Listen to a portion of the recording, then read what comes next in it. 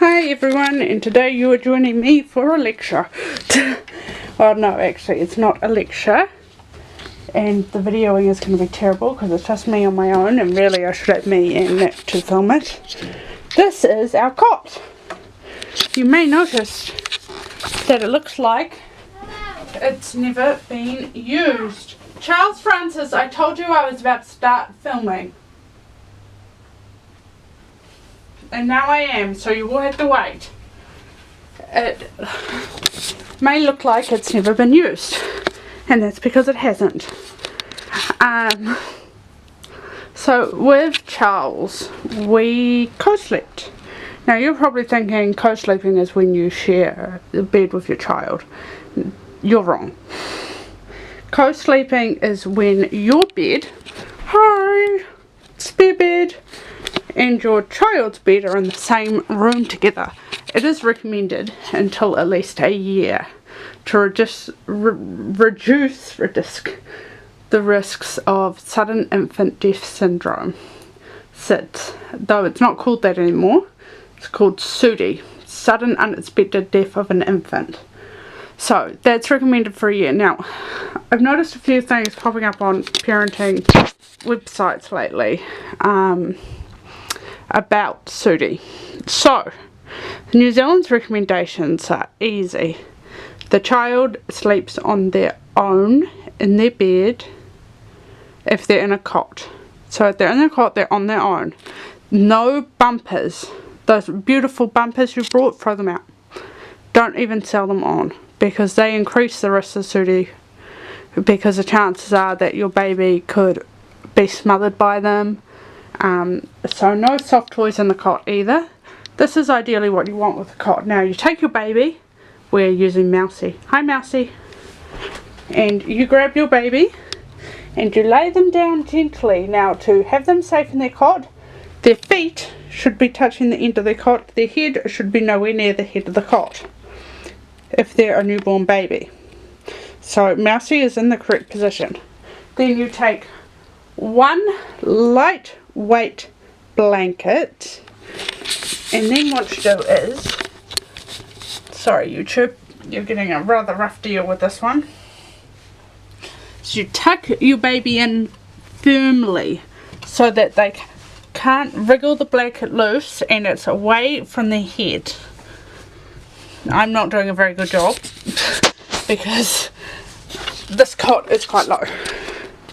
So baby is tucked in firmly, blanket is away from their head. They are sleeping safely. There are no soft toys, there are no pillows, there are no comforters. This is ideally how your child would sleep. Though their blanket would actually be tucked in, which mine is not. And gosh, my floor is messy too. This is actually Nick's room. The cot is in here because my room is smaller. And I sleep with the baby. So this is correct co-sleeping. Your baby is not in their own room. The idea behind it is basically that you would notice a temperature drop that could kill your child, a temperature increase that could kill your child. You are more alert when they're in the room, which means that, in theory at least, you would wake up if something were to happen to your child.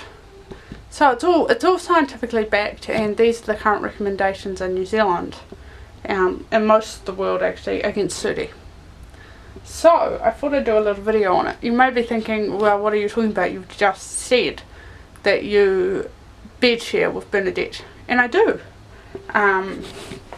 But there are ways to bed share safely, and I do actually know what I'm talking about with co-sleeping because I had Charlie in the room with me for the first year of his life, and he is still alive, which is actually impressive because he was not a safe child. The other recommendations with a cot for your baby is, I don't care if you buy a cot secondhand, but you must buy a new cot mattress. Your baby should always sleep on their back until they're able to roll. If they can roll, they can sleep however they like. But if they get stuck on their stomach, there's a good chance that they can smother themselves. the new mattress thing. So basically you don't know where a secondhand mattress has been, germs, etc.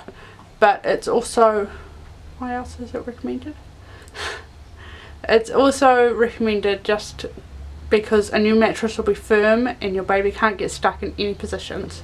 So even though Bernadette has never used this cot, when we go to have another baby we will buy a new mattress, even though another baby may not use that cot. Simple as that. Let's see. Well-fitting clothes, no loose. Don't have them too warm. Ideally they should be wearing one layer more than you. Unless you have, you know your baby best. Bernadette wears one layer less than me because she sweats. She doesn't get cold, she gets hot. Whereas Charlie always wore 2 layers more than me because he got cold. So it's all dependent on your baby. But look up your SUDI, sudden unexpected death of an infant guidelines, and make sure you put your cot like that, because knowing that you've put your child at risk because of a parenting decision you've made, and your room, your bed is not the safest place for them to be because you have done something, would be just awful.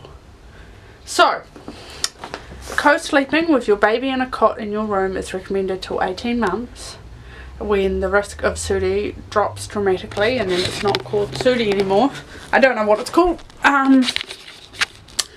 Yeah, so